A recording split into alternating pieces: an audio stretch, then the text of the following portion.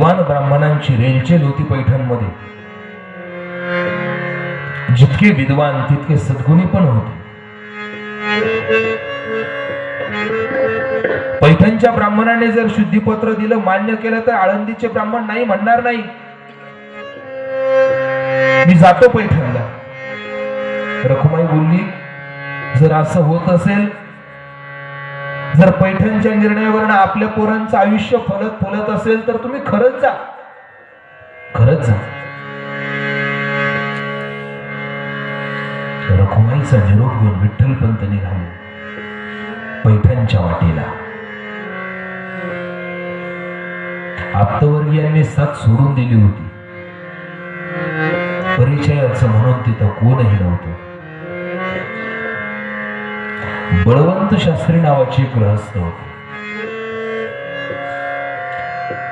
लग्नाच्या अगोदरच्या काळात तीर्थयात्रा करताना बळवंत शास्त्रींची भेट झाली होती. फार मोठा संवाद झाला होता दोघांचा. आणि निघताना शेवटी बळवंत शास्त्री बोलले होते, जर कधी पैठणला येणं झालं तर नक्की या. विठ्ठलपंतांना तेवढं एक स्मरणात होतं. विठ्ठलपंत म्हणे, जाऊन बघू. भरपूर वर्ष झाली होती, ओळखता की नाही माहिती नाही, पण जायला हरकत नाही, जाऊन पाहू. पैठण मध्ये गेले. विचारपूस करता करता करता बळवंत शास्त्रींचा वाडा कोणता आहे, या वाड्याच्या बाहेर विठ्ठलपंत गेले. आणि वाड्याच्या बाहेर विठ्ठलपंत गेल्यानंतर वाड्यात आत डोकावून पाहिलं आणि आवाज दिला.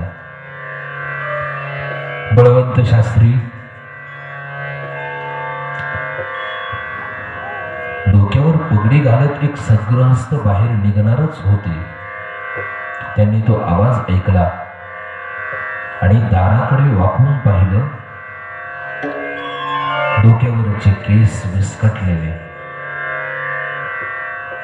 दाढीने छातीपर्यंत लोंब टाकलेला, गुडघ्यापर्यंत आलेलं ते धोतर, कुठून कुठून कुठून वणवणत आलेले ते पाय. परिचित होते फक्त ते नम्र डोळे आणि आवाजातलं तो मार्मिक स्वर.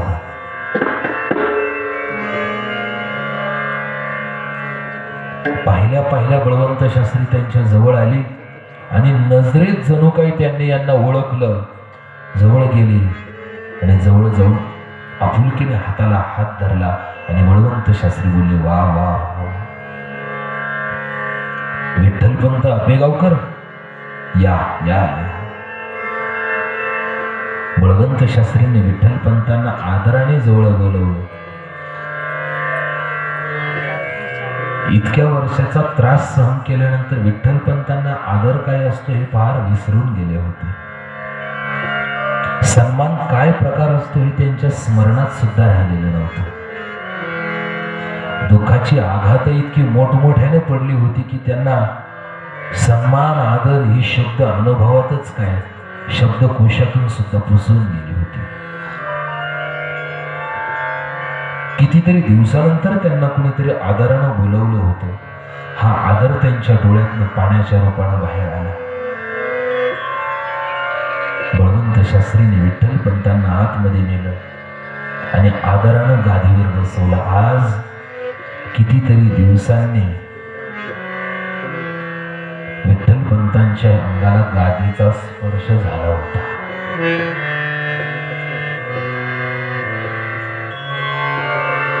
गुळ आणि पाणी आलं, त्यांच्या हातावर दिलं आणि येण्याचं अगत्य विचारलं. फार दिवसाने आलात विठ्ठलपंत. विठ्ठलपंतांनी हात जोडले. शास्त्री, थोडं वेगळ्याच अवचित्याने आलो होतो. बोला बोला, अगदी निर्धास्त बोला. आपल्या आयुष्याचा सगळा पट विठ्ठलपंतांनी शास्त्रींच्या समोर बोलवून दाखवलं की कसे ते तीर्थयात्रा करता करता विवाह बंधनात अडकले, आई वडील गेले, कसा संन्यास घेतला, गुरूंच्या आज्ञेने कसं संन्यासातनं गृहस्थात आले, आळंदीने कशा प्रकारे अवहेलना केली, पृच्छा केली, सगळा भाग शास्त्रींच्या समोर सांगितलं आणि सगळा वृत्तांत सांगून बळवंत शास्त्रींना हात जोडून म्हणतात, बळवंत शास्त्री, काहीही करावं, आम्ही लाख पापी, पण आमच्या पोरांना धर्मात घ्या, आमच्या पोरांना न्याय द्या, आमच्या पोरांना धर्मात होईल असं काहीतरी करा. त्यावेळी बळवंत शास्त्री बोलले, विठ्ठलपंत काळजी करू नका, आपण धर्मसभे पुढे जाऊ, नक्की तुम्हाला न्याय मिळवून देईल. विठ्ठलपंतांना घेऊन बळवंत शास्त्री पैठणच्या धर्मसभेमध्ये, त्या काळची ती पैठणची धर्मसभा, एकवेदी, द्विवेदी, त्रिवेदी, चतुर्वेदी, यजुर्वेदी सर्व ब्राह्मणांच्या स्तराप्रमाणे सर्वात्मक असे श्रेष्ठ ब्राह्मण, गोपदेव नाव त्यांचं, ते वर उंच आसनावर बसले. त्यांच्या खालोखाल आपल्या अभ्यासाप्रमाणे एक एक स्थान करून ब्राह्मणांचं असतं. ज्याला कोणाला अध्यात्मातल्या काही शंका त्याने त्या ठिकाणी विचारायच्या. सामान्य प्रश्न कोणी विचारला की त्याची उत्तर, विशेष प्रश्न कोणी विचारला की त्याची वेदांतातनं उत्तर, कोणीतरी आपला प्रश्न घेऊन समोर आलं की त्या प्रश्नाला वेदांतातल्या ऋचांनी नुसतं झाड झाड झाड झाड उत्तर द्यायचं आणि आपण दिलेल्या उत्तराने तो संतुष्ट झाला असं स्वतः समजायचं आणि पुढचा उपविशा, पुढे बोला चला.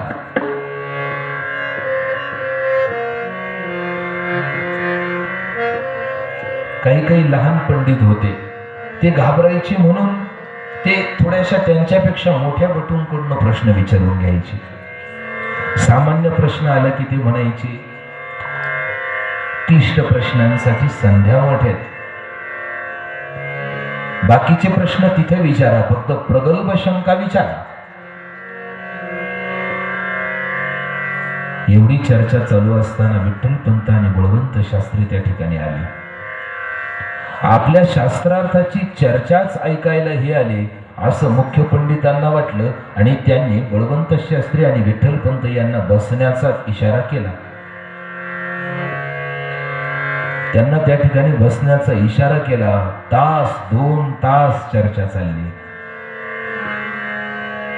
शास्त्राचा वाद, शास्त्र चर्चा. ब्राह्मणांनी जणू काय त्या शास्त्रांची हत्यारच केली होती आणि आपल्या अभ्यासाच्या जोरावर त्या शास्त्रांच्या तलवारीला कसून धार लागावी आणि त्याची तपासणी करण्याकरता विशुद्धांच्या मानेवर त्याचा प्रयोग करावा. शास्त्र चर्चा संपली आणि शास्त्र चर्चा संपल्यानंतर बळवंत शास्त्री विठ्ठलपंतांना घेऊन पुढे आले आणि बोलायला लागले. स्वामी, थोडस खाजगी बोलायचं. बोला.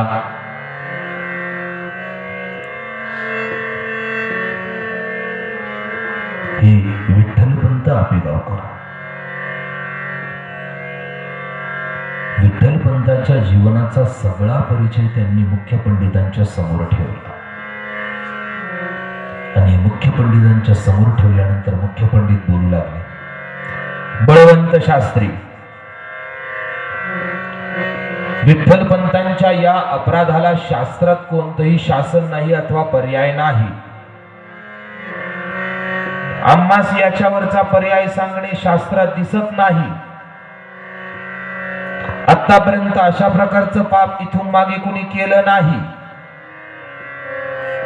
बळवंत शास्त्री पुढे झाले आणि बळवंत शास्त्रीने विनंती केली, महाराज काहीतरी आधार काढून विठ्ठलपंतांना आणि त्यांच्या परिवाराला पावन करून घ्यावं.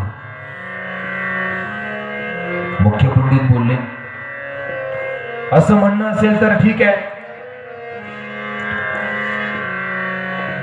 उद्या गावाच्या पिंपळावर धर्मसभा बोलवा. आपेगावकरांच्या समस्येवर त्यावेळी विचार करण्यात येईल. पण तोपर्यंत आपेगावकरांना निर्देश आहे, बळवंत शास्त्री आपण आपेगावकरांना आपल्या घरात आश्रय देऊ नये. त्यांनी गावाबाहेरच्या धार्मिक धर्मशाळेमध्ये जाऊन राहावं, अजून ते शुद्ध म्हणून सिद्ध झालेले नाहीत.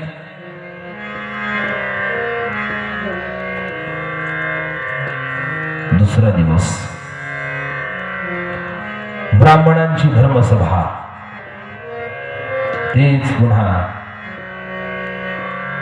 वेदांताच्या रुचा एकमेकावर फेकून मारणारे. शास्त्र जणू काय आमच्या विजयाची हत्यारच आहेत असं म्हणून एकमेकांच्या मस्तकामध्ये नको नव्हते विचारांची प्रगल्भता निर्माण करून, शास्त्राचं विच्छेदन करून आपापल्याच गर्वामध्ये गुरमीत असणारी चर्चा करणारे ते ब्राह्मण आणि त्यांची ब्राह्मसभा.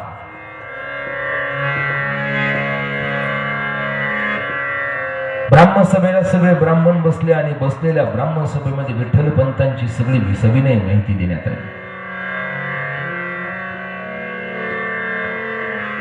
विठ्ठल पंतांची ही शंका सगळ्या ब्राह्मणांनी आपल्या समोरचे सगळे ग्रंथ चाळले, चाळून चाळून चाळून ज्याने त्याने आपापल्या पद्धतीने मतितार्थ लढवावा. कोणी बोलायला लागलं याच्या अगोदर असं पाप कोणी केलं नाही, याच्यामध्ये शास्त्राकरता कोणतीही शिक्षा नाही, आधार नाही. अशा प्रकारचे विठ्ठलपंत पहिले धर्मबुडवे आहेत, यांना धर्मात जागा नाही. बळवंत शास्त्रीने सगळा संवाद ऐकत होते, मनामधनं संतप्त होत होते, राग येत होता भरपूर. पण तरी पुढे जाऊन बोलले, महाराज शास्त्र निष्ठुर आहे पण धर्म दयाळू आहे. या उभयतांना धर्मात घेता येईल असं काहीतरी करावं.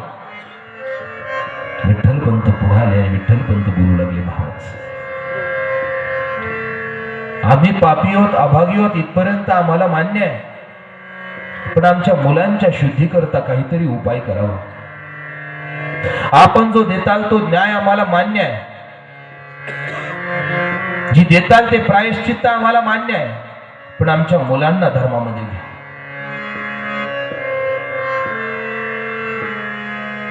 त्यावेळी मुख्य पंडित बोलले, प्रायश्चित्त होय स्वामी. विठ्ठलपंत आपली चूक अक्षम्य आहे. यापूर्वी अशा प्रकारची चूक कोणी केली नाही, त्यामुळे शास्त्रामध्ये त्याचा काही उल्लेख नाही. पण प्रायश्चित्त भोगून जर आपल्याला याच्यातनं बाहेर पडण्याची इच्छा वाटत असेल तर आम्ही आपल्याला प्रायश्चित्त देऊ, पण आपल्याला ते मान्य करावं लागेल. विठ्ठलपंतांनी हात जोडले आणि विठ्ठलपंत बोलले, आपण द्याल ते प्रायश्चित्त आम्हा पती पत्नींना मान्य, फक्त आमच्या पोरांना धर्मात घ्या. विठ्ठलपंतांच्या या बोलण्यावर मुख्य पंडित बोलू लागले, विठ्ठलपंत प्रायश्चित्ताने जर आपल्याला याच्यातनं पुढे जायचं असेल तर आमच्या निदर्शनामध्ये आपल्या केलेल्या या चुकीला शास्त्राच्या आणि धर्माच्याही पुढे जाऊन सहानुभूतीने आपल्याला थोडा जरी न्याय द्यायचा म्हटला तर प्रायश्चित्तामध्ये आपल्यासाठी आमच्याकडे फक्त एकच प्रायश्चित्त आहे, त्याचं नाव आहे देहांत प्रायश्चित्त.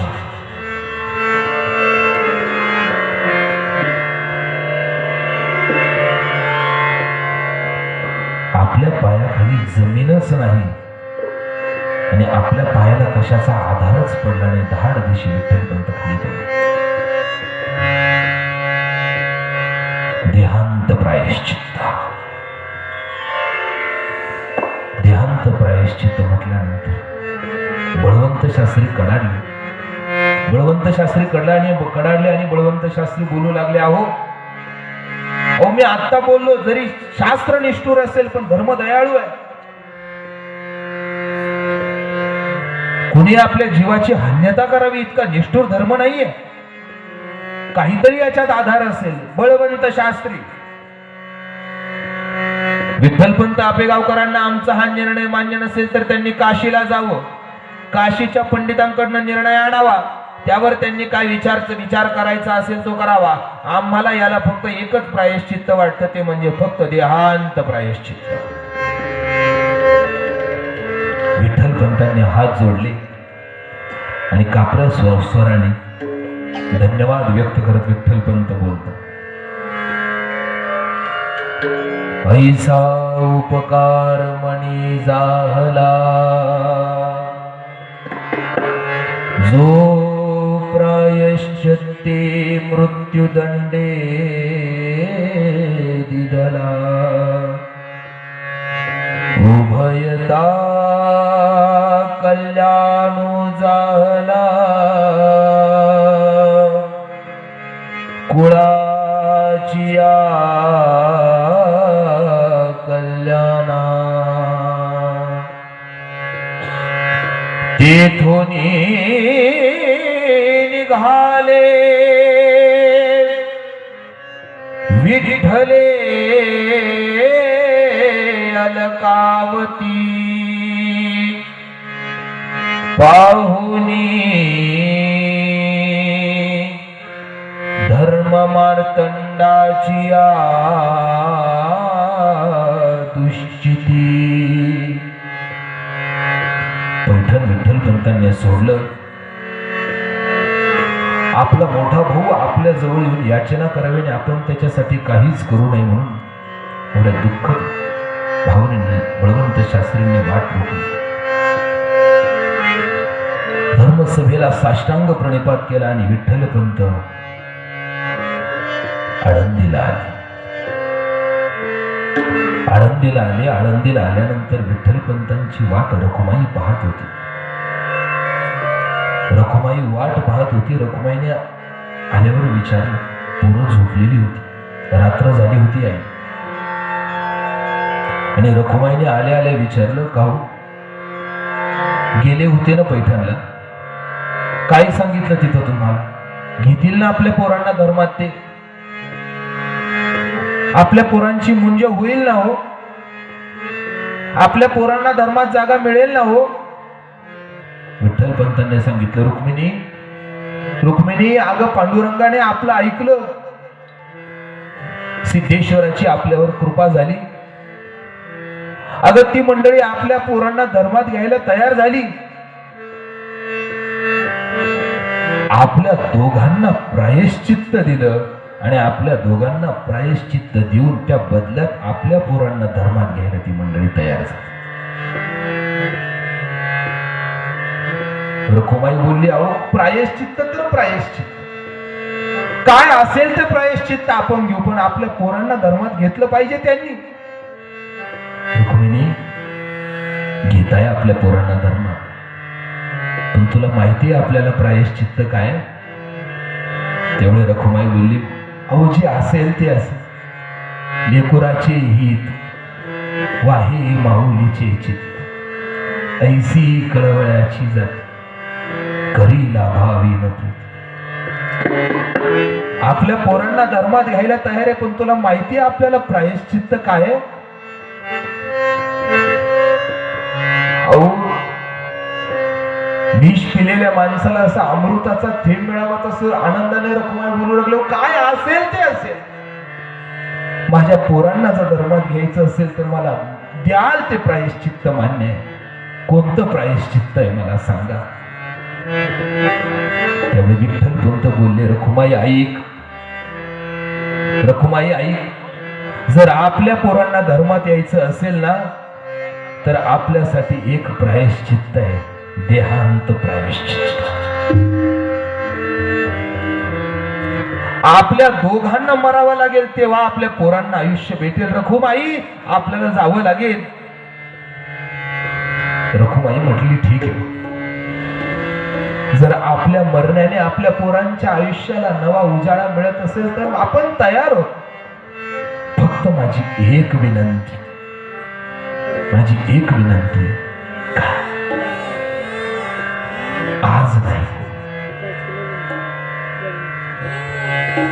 आज नाही जायचं मला, आपण उद्या जाऊ. का?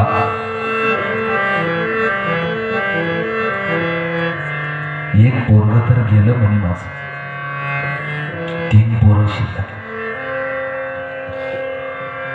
आज रात्री पोरं जेवली नाही हो. किती दिवसाची उपवाशी माहिती नाही. उद्याचा दिवस मला द्या. उद्या पोटभर पोरांना जीव घालते, त्यांना माझ्या हाताखाली झोपवते. उद्या जाऊ आपण, मला उद्याचा दिवस द्या. विठ्ठलपंतांनी रखुमाईची इच्छा मान्य केली. दुसरा दिवस उजाडला. रखुमाई सकाळी सकाळी उठली. इंद्रायणी वर्ण स्नान करून आली. सडा समार्जन केलं. अंगणातल्या तुळशीला पाणी घातलं. रखुमाईने आयुष्यात थोडक्या एका छपरासमोर फक्त तुळशीची अपेक्षा केली होती. प्रपंचात दुसरं काही मागितलंच नव्हतं. पण नियतीचं गणित विचित्र. नियतीने तेही तिच्या आयुष्यात ठेवलं नव्हतं. विठ्ठलपंतांना सांगितलं, आज कुठून तरी भिक्षा मागून आण. आज पोरांना पोटभर करून खाऊ घाल. विठ्ठलपंतांनी भिक्षा आणली. दिवस उताराला लागला. आणि दिवस उताराला लागल्यानंतर विठ्ठलपंतांनी रखुमाईने स्वयंपाक केला. स्वयंपाक केला आणि रखुमाईने तीनही पोरांना जेवायला बसवलं. पोरांना जेवायला बसवलं. रखुमाई तिच्या हातानं वाढते. तीनही पोरांच्या समोर पात्र ठेवलं. गोड स्वयंपाक करून वाढला रखुमाईने. आज शेवट तो उभा. गोड स्वयंपाक करून त्यांनी रखुमाईने वाढला. तिला माहिती होतं, याच्यानंतर माझ्या पोरांना मागच्या हातचं कधीच खायला भेटणार नाही. शेवट परत नाही.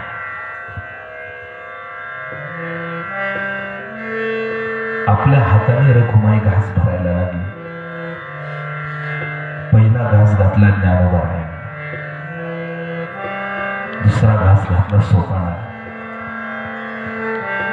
2 घासांपर्यंत रखुमाईने आपला कंठ सांभाळून धरला होता. पण जेव्हा तिसरा घास मुक्तेच्या समोर आला, रखुमाईचा बांध कोसळला आणि डोळ्यातनं इंद्रायणी बाटली. आपला घास पोरीच्या तोंडात जातोय आणि पाणी जर त्यांनी पाहिलं तर शेवटचा पण घास पोरं सुखासुखी खाणार नाही. म्हणून जसा तसा डोळ्यातनं आलेला तो थेंब तिथल्या तिथं सुकवून टाकला. पोटभर पोरांना जीव घातलं. आपल्या मांडीवर थापटून रखुमाईने आज पोरांना झोपी लावली. निद्रा लाविसी बालका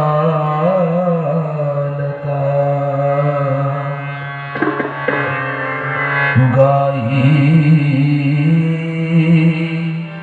अंगाई गोडीचा हा स्वर शेवटीचा तुम्हा प्रती हा स्वर शेवटीचा तुम्हा प्रती. मध्यरात्र झाली. विठ्ठलपंत जागीच. विठ्ठलपंत उठून घरामध्ये आले. देवाऱ्यासमोर आपली लेखणी घेऊन बसले. आपल्या वळणदार अक्षरात त्यांनी काहीतरी लिहिलं. तोपर्यंत रखुमाई फक्त आपल्या तीनही पोरांना झोपी लावत बसली. तीनही पोरांच्या तोंडाकडे पाहत रखुमाई बसलेली. पत्र लिहून झालं आणि पत्र लिहून झाल्यानंतर विठ्ठलपंत रखुमाईला म्हणतात, रखुमाई चला, घटिका भरली आपली, जायचंय आपल्याला, चला. विठ्ठलपंत झोपडीच्या बाहेर आले. हाताने लिहून ठेवलेलं पत्र विठ्ठलाच्या कोंडाळ्याच्या बाजूला ठेवून दिलं. घराच्या बाहेर आली आणि रखुमाईला बोलू लागले, रखुमाई चला निघायचंय आपल्याला.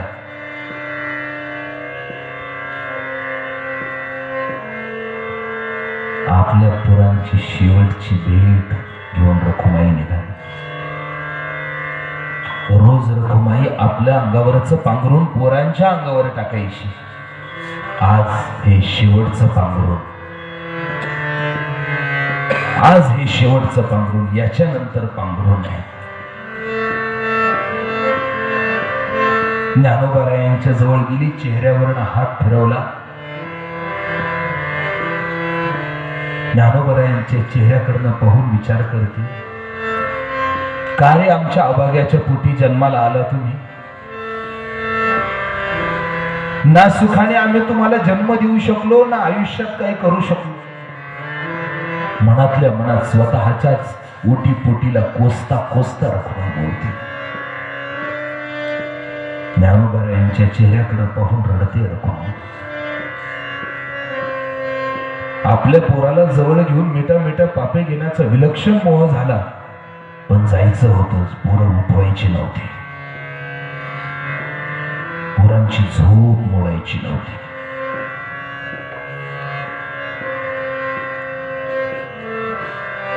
ज्ञानोबाराय आणि सोपान काकांच्या जवळ जाऊन आपलं दुःख व्यक्त केलं. तोपर्यंत रखुमाई आईसाहेब नीट होत्या, धीरात होत्या. पण असं म्हणतात की आईचं पोरावर कितीही प्रेम असलं, पण काकणभर आपल्या लेकीवर जास्त प्रेम असतं.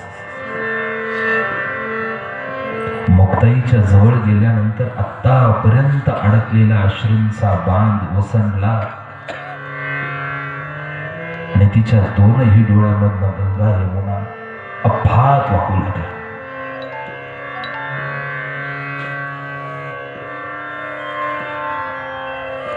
जवळ पडलेल्या पांडुरंगाच्या मूर्तीला पाहून ती बोलू लागली, देवा चाललो आम्ही आता, पण आई. रखुमाई देवाला सांगते, आम्ही इथून चाललोय, पण इथून पुढे या पोरांची जबाबदारी तुझी आहे. रखुमाईने जाताना मूर्ती बरोबर नेली नाही, तिथंच ठेवली आणि जाब सांगून गेली, आजपासून या पोरांची जबाबदारी तुझी आहे. का? व आज आम्ही निघून चाललोय कधीही न परत येण्यासाठी, पण उद्या सकाळी जेव्हा माझं ज्ञाना उठेल, ज्ञानाला कळेल, ज्ञाना एकवेळी स्वतःला सावरेल. माझा सोपान उठेल, सोपानाला कळेल, सोपान एकवेळी स्वतःला सावरेल. पण रखुमाईला माहिती होत, माझी मुक्ता लहान आहे. माझी मुक्ता सकाळी उठली की तिला भूक लागते. माझी मुक्ती उठली की मला माझ्या जवळ येते आणि म्हणते, आई मला भूक लागली ना, काहीतरी खायला दे ना. रखुमाई म्हणते, विठ्ठल देवा, रोज माझी मुक्ती मला चापसत चापसत यायची, डोळे पण उघडत नसायचे रे तिचे. तेव्हा ना माझ्याकडे यायची, तिला फार भूक लागते सकाळी. मला म्हणायची, आई भूक लागली, काहीतरी खायला दे. उद्या सकाळी माझी मुक्ता उठेल, तिला रोजच्या प्रमाणे पोटात भूक लागलेली असेल. तिला माहिती नाहीये तिची आई तिथं नाहीये. ती मला पाहत पाहत कुणाला हात लावत लावत लावत येईल आणि ती म्हणेल, आई भूक लागली ग. तेव्हा तुला सांगून ठेवते, इतके दिवस तिची भूक पुरवायला तिची आई होती, उद्याची सकाळ तिची भूक पुरवायला तिची आई नसणार आहे. उद्यापासून तिची जबाबदारी तुझी. आपल्याला वाटेल नुसत्या पांडुरंगाच्या मूर्तीकडे पाहून रखुमाई बोलत होती, नाही हो नाही. या 4 ओंजळीच्या आत हे कुटुंब राहत होते. त्या कुडाकुडाला हात लावून रखुमाई सांगू लागली, अरे याच भिंतीला हात लावून माझी मुक्ती सकाळी सकाळी उठायची. तुम्ही ऐका, उद्या जर माझी मुक्ती चालता चालता पडली तर तिला सावरायला मी नाहीये, तुम्हीच तिला आधार द्यायला, तिला सांभाळा, माझ्या मुक्तीला सांभाळा रे, माझ्या मुक्तीला सांभाळा, माझ्या मुक्तीकडे लक्ष. तिनंही पोरांच्या अंगावर पांघरून टाकलं आणि तिनंही पोरांच्या अंगावर पांघरून टाकून रखुमाईने आपल्या अंगावर असलेले फक्त पायातले 2 जोडवे काढले आणि पांडुरंगाच्या समोर ठेवले. आणि पांडुरंगाच्या समोर ठेवून पांडुरंगाला हात जोडून फक्त एकच विनंती केली, देवा मी फक्त एवढं ऐकलेलं, घेसी तेव्हा देसी ऐसा असशी. तू काहीतरी घेतल्याशिवाय काही देत नाही, हा तुझा स्वभाव आहे.